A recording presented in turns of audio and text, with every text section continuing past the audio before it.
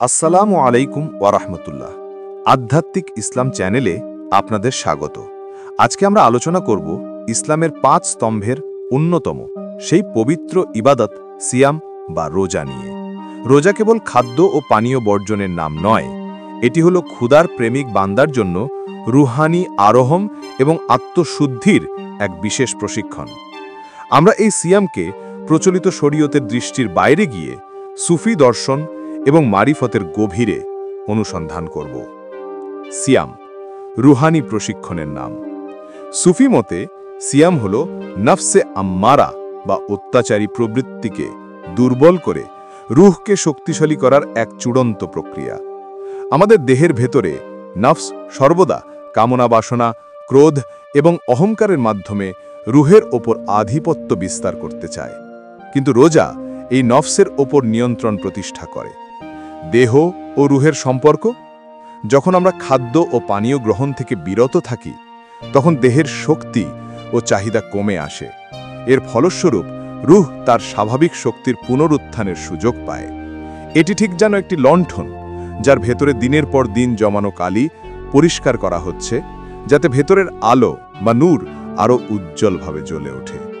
খোদার প্রেমের ক্ষুধা: রোজা আমাদের শেখায় জাগতিক খাদ্য ও পানীয়ের চেয়ে আমাদের রুহের জন্য খোদার নূর এবং প্রেমের ক্ষুধা আরও বেশি তীব্র। যখন মানুষ বাহ্যিক ক্ষুধা অনুভব করে, তখন তার রুহ খোদার নৈকট্য লাভের জন্য আরও বেশি ব্যাকুল হয়ে ওঠে। এটিই হল ইশকে ইলাহির আসল ক্ষুধা। তরিকতের দৃষ্টিতে সিয়াম: সুফি দর্শনে রোজাকে 3 স্তরে ভাগ করা হয়, যা তরিকতের 3টি স্তরকে নির্দেশ করে। 1. সাধারণ সিয়াম বা রোজা এ আম। এটি হলো কেবল খাদ্য, পানীয় ও সহবাস থেকে বিরত থাকা। এর দ্বারা শরীয়তের হুকুম পালন করা হয়। 2. বিশেষ সিয়াম বা রোজা এ খাস। এটি হলো সাধারণ সিয়ামের পাশাপাশি চোখ, কান, জিহ্বা এবং শরীরের সমস্ত অঙ্গকে পাপ কাজ থেকে বিরত রাখা। এর মাধ্যমে নফসের লাওয়ামা বা তিরস্কারকারী প্রবৃত্তি স্তরের পরিশুদ্ধি শুরু হয়। 3. অতি বিশেষ সিয়াম বা রোজা এ খাস উল খাস। এটি হলো সর্বোচ্চ স্তর। এই সিয়ামে হৃদয়কে খোদা ছাড়া অন্য সব চিন্তা থেকে সম্পূর্ণরূপে মুক্ত রাখা হয়। এটিই হলো ফানা ফিল্লাহার সেই পথ, যেখানে খোদার ধ্যান ছাড়া অন্য কোনো চিন্তার স্থান থাকে না। এই সিয়াম অর্জন করাই হলো মারিফাতের মূল লক্ষ্য। এইভাবে সিয়াম হলো প্রেমিকের জন্য খোদার সাথে একান্তে মিলিত হওয়ার সেই বিশেষ সুযোগ, যা প্রতি বছর রমজান মাসে আসে। সিয়াম কিভাবে আমাদের নফসের ওপর নিয়ন্ত্রণ প্রতিষ্ঠা করে, তার গভীর আধ্যাত্মিক তাৎপর্য রয়েছে। আমাদের আত্মা বা রূহ হলো সেই অংশ যা খোদার সাথে সংযুক্ত থাকতে চায়, কিন্তু নফস বা প্রবৃত্তি তাকে জাগতিক চাহিদা দিয়ে আবদ্ধ করে রাখে। সিয়াম সেই জাগতিক বাঁধনকে আলগা করে দেয়। 1. জিহ্বা ও কানের রোজা। বিশেষ সিয়ামের একটি অপরিহার্য অংশ হল জিহ্বা ও কানের রোজা। এর অর্থ কেবল খাওয়া দাওয়া বন্ধ করা নয়, বরং আমাদের শ্রবণ ও কথনকে খোদার সন্তুষ্টির কাজে লাগানো। মিথ্যা ও গীবত বর্জন। জিহ্বার সিয়াম মানে মিথ্যা, গীবত বা অহংকারী কথা থেকে বিরত থাকা। সুফি সাধকরা বলেন, যে ব্যক্তি সারাদিন রোজা রাখে কিন্তু জিহ্বা দিয়ে গীবত করে, তার রোজা কেবল ক্ষুধা ও তৃষ্ণা ছাড়া আর কিছুই নয়। কারণ গীবত হল প্রেমের নূরের ওপর এক মারাত্মক আবরণ। অসার শ্রবণ।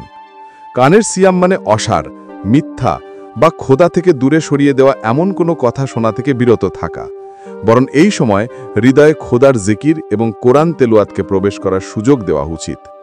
যখন অন্তর কলুষিত কথা শোনা থেকে মুক্ত হয়, তখনই ইলমে লাদুনি বা ঐশী জ্ঞান প্রবেশের পথ পায়। 2. দৃষ্টির সংযম ও হৃদয়ের নূর। সিয়ামের মাধ্যমে আমাদের দৃষ্টিকেও সংযত করতে হয়।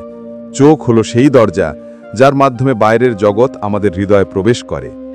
হৃদয়ের পরিশুদ্ধি: যখন আমরা লোভ বা কামনার দৃষ্টি থেকে নিজেদের রক্ষা করি, তখন আমাদের হৃদয়ের ওপর থেকে নফসের পর্দা সরে যেতে শুরু করে।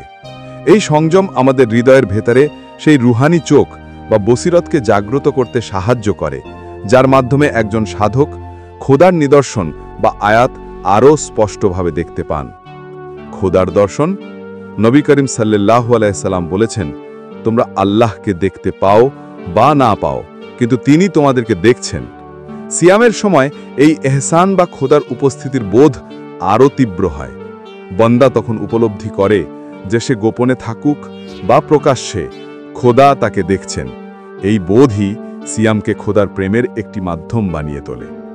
এইভাবে সিয়াম সাধকের জন্য এক কঠিন কিন্তু প্রয়োজনীয় আত্মশুদ্ধির প্রক্রিয়া, যা তার নফসকে নিয়ন্ত্রণ করে রুহের শক্তিকে জাগিয়ে তোলে এবং তাকে খোদার নৈকট্য লাভে সাহায্য করে।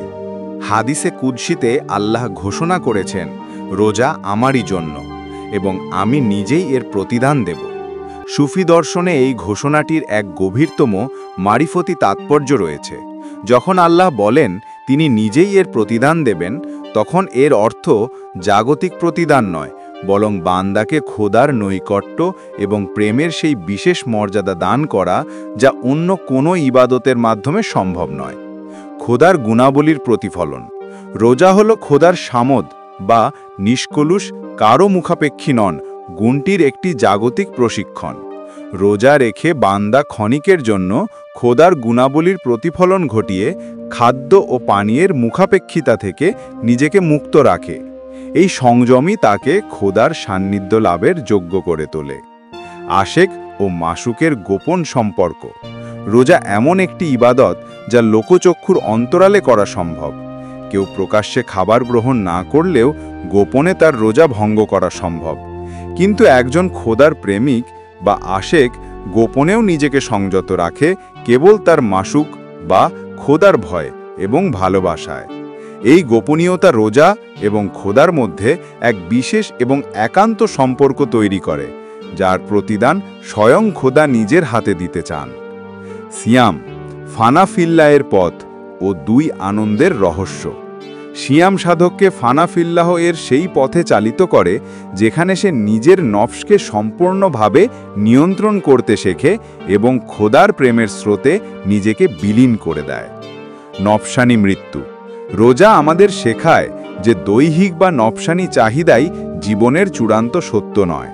ক্ষুধা ও তৃষ্ণাকে স্বেচ্ছায় বরণ করে নেওয়ার মাধ্যমে সাধক তার নফসের অহংকারকে চূর্ণ করে। এই প্রক্রিয়াটি হল খোদার জন্য নিজের ইচ্ছা ত্যাগ করার একটি প্রতীকী মৃত্যু, যা ফানা ফিল্লাহের পথের প্রথম পদক্ষেপ। দুই আনন্দের প্রতিশ্রুতি। নবী করিম সাল্লাল্লাহু আলাইহি ওয়াসাল্লাম রোজাদারের জন্য দুই আনন্দের প্রতিশ্রুতি দিয়েছেন: ইফতারের সময় আনন্দ এবং খোদার সাথে সাক্ষাতের সময় আনন্দ। ইফতারের রুহানি আনন্দ। এটি শুধু পেট ভরে খাওয়ার আনন্দ নয়। দীর্ঘ সংযমের পর যখন বান্দা খোদার নির্দেশে খাবার গ্রহণ করে, তখন এটি খোদার প্রতি আনুগত্যের এক গভীরতম আনন্দ নিয়ে আসে। এই আনন্দ জাগতিক চাহিদার ওপর রুহের বিজয়ের আনন্দ। খোদার সাথে সাক্ষাতের আনন্দ। এটি হলো প্রেমিকের জন্য সবচেয়ে বড় পুরস্কার। এটি হলো সেই রুহানি মর্যাদা যেখানে বান্দা তার কঠোর সাধনার ফলস্বরূপ খোদার নৈকট্য লাভ করে। এই সাক্ষাৎ হবে সেই আশেক ও মাশুকের চিরন্তর মিলন, যা সিয়ামের মাধ্যমে অর্জিত হয়েছে। এইভাবে সিয়াম বা রোজা কেবল একটি ধর্মীয় পালন নয়, এটি হলো প্রেম, সংযম এবং আত্মিক জাগরণের এক পরিপূর্ণ দর্শন, যা সাধককে প্রতি বছর খোদার আরও কাছে নিয়ে যায় এবং সারা জীবনের জন্য রুহানি পাথেও তৈরি করে দেয়।